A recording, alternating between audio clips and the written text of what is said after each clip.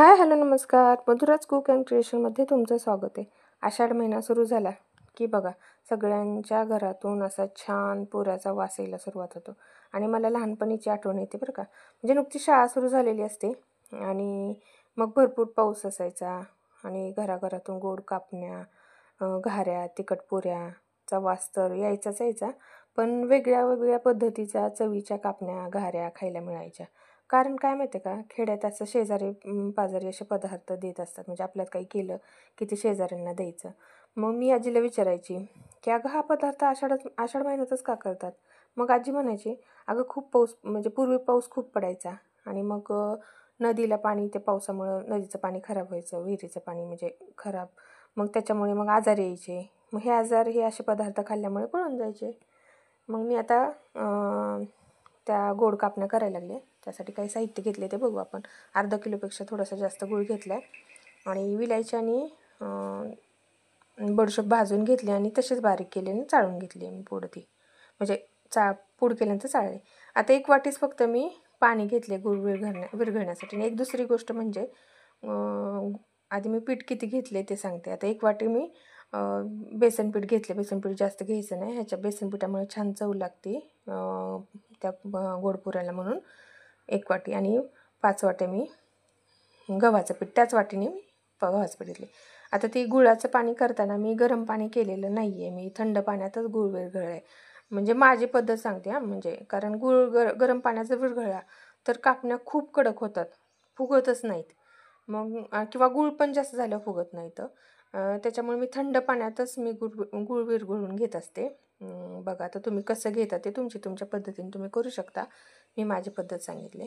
आता इथे बघा मी हे दोन्ही पिठं घेऊन मिक्स केलेले आहे आणि 1 चमचा मी मीठ टाकलेले आणि जी विलायची आणि बडीशेप भाजून त्याची पूड मी चाळून घेऊन बारीक पूड ती घेतलेली आहे त्यात मिक्स करून. आणि ते गुळाचं पाणी आता मिक्स करून घेणार आहे. बघा जास्त जर पाणी झालं आणि ते गुळाचं पाणी परत त्याचा कुठं वापर करायचा किंवा टाकून द्यावा लागतो. त्यापेक्षा मग घेतानाच गुळात पाणी थोडंसं, कारण गुळ विरघळल्यावर त्याचं पाणी होतं, त्यामुळे ते पाणी जास्त होतं. म्हणून पाणीच आधीच कमी टाकायचं. म्हणून वाटलंच तर जर आपल्याला कमीच वाटलं तर थोडंसं वरून पाणी आपण साधं पाणी घेऊन सुद्धा तिंबू शकतो तो गोळा. बघा मला तेवढं सगळा गुळाचं पाणी लागलेलं आहे, माझं वाटोळं झालेलं नाही आहे. आता मी हे सर्व एकदम छान मिक्स करून घेणार आहे ते गुळाचं. आणि टेन्शन घ्यायचं नाही, जरी पातळ वाटलं तर थोडंसं कणिक घेऊन मिक्स करायची. हे पहा बघा. आणि मी गुळातच थोडंसं तेलाचं मोहन टाकलं होतं, मी ह्याच्यात नाही टाकलेलं, गुळाच्या पाण्यातच टाकून घेतलं होतं मोहन टाकून. आणि छान खुसखुशीत होण्यासाठी त्याचा उपयोग होतो. आता हे सर्व मी छान मिक्स करून गोळा तयार करून घेणार आहे. त्यात थोडंसं पाण्याचा हात देऊन मग गोळा तयार केलेला आहे बघा. एकदम पातळ पण करायचं नाही, लाटताना खाली चिटकतं. घट्टच मळायचा. कधी कधी गुळाच्या ह्याने जर आपण जास्तच घट्ट तिंबलं तर दांडरून पण येतो. त्याच्यामुळं बघायचं आपल्याला लाटता सोपं जावं लाटायला, अशा पद्धतीचा गोळा करायचा. आपल्याला लाटताना कळतंच ना, घट्ट केलं की जास्त चिरण्या जातात आणि पातळ झालं तर म्हणजे चिटकलं जातं पोळपाटाला. जास्त पातळ होऊ द्यायचं नाही, कारण त्यात अजून कणिक मिसळली की त्याचा गोडवा पण कमी होणार. त्याच्यामुळे जास्त पातळ होऊ द्यायची नाही. एक वेळेस घट्ट झाला तर चालतं, आपण थोडासा पाण्याचा हात घेऊन आपण त्याला थोडंसं मऊ करू शकतो किंवा थोडंसं पातळ करू शकतो. असे मी एवढ्या म्हणजे भाकरीच्या गोळ्या आहेत का, आपण भाकरीला करतो तेवढा गोळा घ्यायचा आणि त्याच्या कापण्या करायच्या. पाहता मी पोळपाट घेतले, त्याच्यावर थोडंसं गव्हाचं पीठ टाकून घेणार आहे आणि ते लाटून घेणार आहे. जर कडेला चिरण्या पडल्यास तर तुम्ही त्या कडेच्या चिरण्या कापून घेऊ शकता. मी नाही कापून घेणार, कारण एवढ्या काही अशा पडलेल्या नाही आहेत. कारण गुळाच्या ह्याला शक्यतो पडतातच थोड्याशा कडेने, कारण ते घट्ट पीठ असतं, त्याच्यामुळे थोड्याशा कडेने चिरण्या जातात. जास्त घट्ट असेल तर पूर्ण जास्त चिरण्या जातात.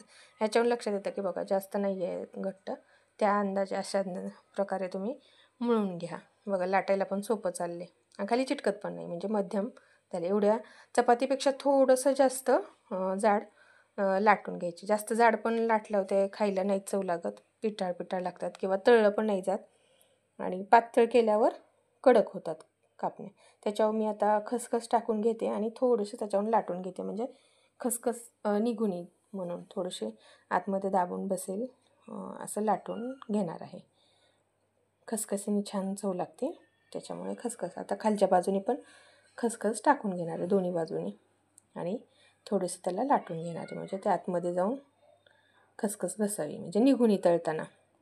जर वरच्या वरच राहिली तर तळताना खसखस बाहेर, कारण ते फुललं जातं ना कापण्यात, मग त्याच्याबरोबर त्यांनी बाहेर पडलं जातात खसखस, म्हणून थोडंसं लाटून घ्यायचं आतमध्ये खसखस जाईल असं. आता मी चाकूने त्याच्या कापण्या करते. कापण्या अशा थोड्याशा म्हणजे चौकोनी नसतात, तशा खूप लहान पण करायच्या नाहीत, मोठ्या पण करायच्या नाहीत. अशा पद्धतीने कापून घ्या चाकूने. अशी मदत आम्ही लहानपणी करायचो, आमच्या चुलतीला आईला करू लागत होतो.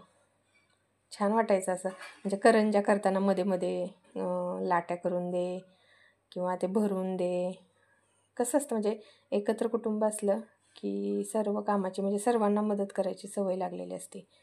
माझ्या चुलतीला मी करू लागत होते, मोठ्या चुलतीला, छोट्या चुलतीला पण सकाळ स्वयंपाक मोठ्या चुलतीकडे असायचा ना, त्याच्यामुळे करू लागायचे असे मदत. अशा बघा, अशा कापण्या करून घ्यायच्या. तुम्हाला दाखवते जाडी किती, कशी जाडी ठेवायची कापण्याची. हे पहा, असे म्हणजे जास्त जाड पण नाही आणि पातळही नाही, एकदम छान झालेलं आहे कापण्या. आता आपण तेल गरम करायला ठेवलेलं आहे, थोडंसं बघू तेल गरम झालं आहे का. आणि तेल गरम झालेलं आहे, थोडंसं मध्यम आचेवरच ठेवायचं, जास्त स्लो पण करायचं नाही आणि फुल पण करायचं नाही. हे पहा, असं झाले गरम. आता कापण्या तळून घेऊया. थोड्याच टाकून घ्यायच्या, जास्त पण नाही, म्हणजे जास्त टाकल्या तर मग काही कच्च्या राहतात, काही तळल्या जातात. आता मी ते कापण्या एका प्लेटमध्ये काढून घेते, सगळ्या प्लेटमध्ये काढून बाकीचा गोळा तो लाटून घेते, म्हणजे दोन्ही एकदमच तळता येईल असं. अशा प्रकारे तेल गरम तर झालेलं आहे, आता टाकते मी त्याच्यात कापण्या.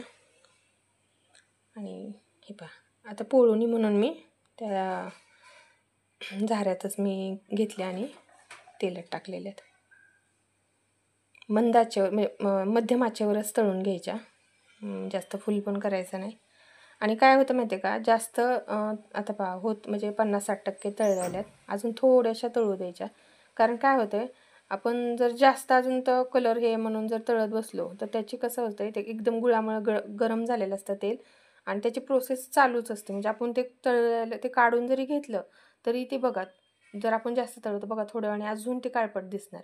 त्याच्यामुळं एवढ्या ह्या प्रमाणात आपण तळून घ्यायचं, म्हणजे बघा थंड होईपर्यंत त्या अजून थोड्याशा काळसर झालेल्या असतात, म्हणजे थोडंसं लाल अजून कलर आलेला असतं. आणि हे जर अजून तळलं तर एकदम काळ्या कुट्ट होतात, कारण त्याची गरम तेलामुळे त्याची प्रोसेस तळायची चालूच असते एकदम. आता थोड्या अजून तळून घेते मी दाखवण्यासाठी.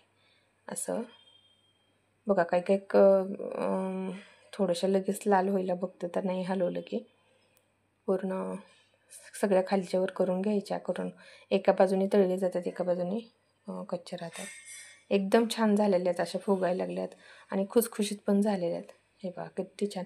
आमच्या इथं अशा कापण्या पण करतात आणि ते गोल पण करतात, म्हणजे वाटीने आपण तिखट पुऱ्या कसं करतो तसं ह्याच्या पण करतात गोल. मी त्या फक्त कापण्याच दाखवल्यात तुम्हाला, एकदम छान झाल्यात. माझी रेसिपी जर तुम्हाला आवडली तर माझ्या चॅनलला लाईक करा, शेअर करा आणि सबस्क्राईब करा. आणि खाली कमेंटमध्ये श्री स्वामी समर्थ लिहा आणि शेअर करा. या गोड कापण्या खायला आणि धन्यवाद.